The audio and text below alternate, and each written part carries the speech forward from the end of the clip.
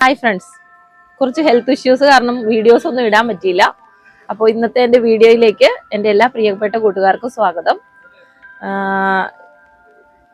Year balance complaint ആയിട്ട് തലകറക്കവും പ്രശ്നങ്ങളൊക്കെ ആയിരുന്നു. അതുകൊണ്ടാണ് വീഡിയോ ഇടാതിരുന്നിരുന്നത്. ചെറിയ ഫോട്ടോസൊക്കെ ഇട്ട് അഡ്ജസ്റ്റ് ചെയ്തുകൊണ്ടിരിക്കുമായിരുന്നു. അപ്പോൾ ഇന്ന് അത്ര സന്തോഷകരമല്ലാത്ത ഒരു ന്യൂസിൻ്റെ ഭാഗമായിട്ടാണ് ഞാനിന്ന് സംസാരിക്കാമെന്ന് വിചാരിച്ചത്. കാരണം ഞാനും കുറച്ച് വീഡിയോസൊക്കെ യാത്ര പോകുന്നതുമായിട്ട് ബന്ധപ്പെട്ടും കുറച്ച് കുളിക്കാൻ പോയ വീഡിയോസും അങ്ങനെയൊക്കെ ഇട്ടിട്ടുണ്ടായിരുന്നു.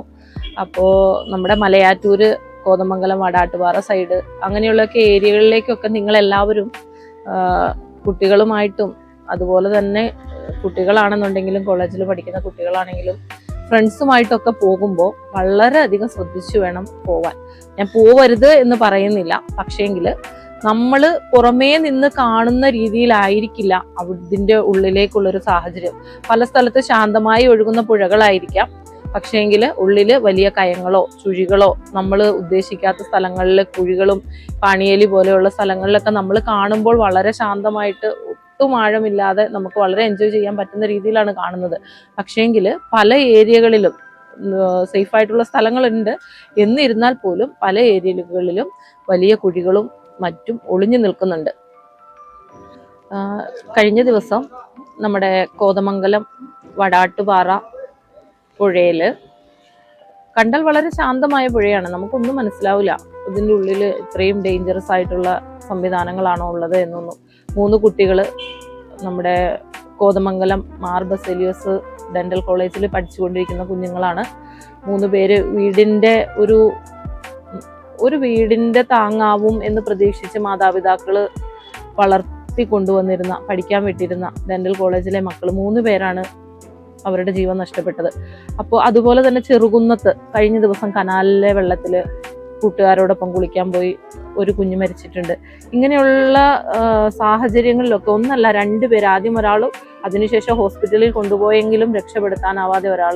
പല സ്ഥലങ്ങളിലും കുളിക്കാൻ പോയി കഴിഞ്ഞ് കഴിയുമ്പോൾ അതിൻ്റെ ആ ഒരു പരിസര പ്രദേശത്തെങ്ങും ഒരു ഹോസ്പിറ്റൽ ഇല്ല എന്നുള്ളതൊരു വലിയ പ്രശ്നമാണ്. അവിടെ നിന്ന് 10-22 കിലോമീറ്ററുകളോളം യാത്ര ചെയ്താണ് കോതമംഗലം സൈഡിലൊക്കെ വന്ന് നമ്മൾ ട്രീറ്റ്മെന്റിന് വേണ്ടിയിട്ട് കുഞ്ഞുങ്ങളെ കൊണ്ടുവരേണ്ടത്, അല്ലെങ്കിൽ ഒരു അപകടം പറ്റിയ ഒരാളെ കൊണ്ടുവരേണ്ടത്. അവിടെ നിന്ന് ഇവിടെ എത്തുമ്പോഴേക്കും ആ ആളുടെ ജീവൻ നഷ്ടപ്പെടുകയാണ് മിക്കപ്പോഴും സംഭവിക്കാറ്. അപ്പോൾ അങ്ങനെയൊക്കെയുള്ള പ്രശ്നങ്ങൾ ഒരുപാട് നിലനിൽക്കുന്ന സാഹചര്യത്തിൽ കുട്ടികൾ വെക്കേഷനാണ്, നിങ്ങൾ ഒരിക്കലും ഞാൻ പറയില്ല നിങ്ങൾ എൻജോയ് ചെയ്യണം, പക്ഷേങ്കിൽ മാതാപിതാക്കളോടൊപ്പമോ അതല്ലെങ്കിൽ വേണ്ട പ്രിക്കോഷൻസ് എടുത്തുകൊണ്ടോ അത്രയും കെയർഫുൾ ആയിട്ട് മാത്രം. അതുപോലെ ലഹരി വസ്തുക്കളൊന്നും ഉപയോഗിച്ച് നിങ്ങൾ വെള്ളത്തിലിറങ്ങാൻ ശ്രമിക്കരുത്. അതൊരു ആത്മഹത്യക്ക് തുല്യമായ രീതിയിലുള്ളൊരു സംഭവമാണ്. അപ്പോൾ യാതൊരു രീതിയിലും ലഹരി വസ്തുക്കൾ ഉപയോഗിച്ചുകൊണ്ടോ അതല്ലെങ്കിൽ ആ രീതിയിലുള്ള മറ്റു ഒരു സെൽഫി എടുക്കാനൊക്കെ വലിയ പാറകളുടെ മുകളിലും അതുപോലെ തന്നെ കുളങ്ങളുടെ സൈഡുകളിലും അവിടെ ഇവിടെയൊക്കെ നിങ്ങൾ സെൽഫി എടുത്തോ, പക്ഷേങ്കിൽ അങ്ങനെ അത്രയും ഡേഞ്ചറസ് ആയിട്ടുള്ള രീതിയിലുള്ള സെൽഫി എടുക്കുന്നതും മറ്റും നിങ്ങൾ ഒഴിവാക്കുക.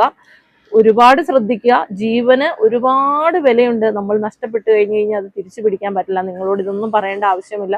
മാതാപിതാക്കൾ, നമുക്ക് എന്തെങ്കിലും സംഭവിച്ചു കഴിഞ്ഞാൽ നമ്മുടെ വീട്ടിലുള്ളവരുടെ പിന്നീടത്തെ അവസ്ഥ എന്ന് നമ്മൾ നോക്കേണ്ടിയിരിക്കുന്നു. അത് മാത്രം നിങ്ങൾ നിങ്ങളുടെ മനസ്സിൽ കരുതുക. നിങ്ങളില്ലാത്തപ്പോൾ നിങ്ങളുടെ മാതാപിതാക്കൾക്കുണ്ടാകുന്ന മാനസികാവസ്ഥ എന്താണെന്ന് നിങ്ങൾ ചിന്തിച്ചു കൊണ്ടുവേണം ഓരോ എൻജോയ്മെന്റിന് വേണ്ടിയിട്ടും പോകാൻ. അപ്പോൾ അടുത്തൊരു വീഡിയോ ആയിട്ട് വീണ്ടും കാണാം. നമ്മളിൽ നിന്നും വിട പറഞ്ഞ നമ്മുടെ സഹോദരങ്ങൾക്ക് ആദരാഞ്ജലികൾ അർപ്പിച്ചുകൊണ്ട് ഇന്നത്തെ വീഡിയോ അവസാനിപ്പിക്കുന്നു. നന്ദി, നമസ്കാരം.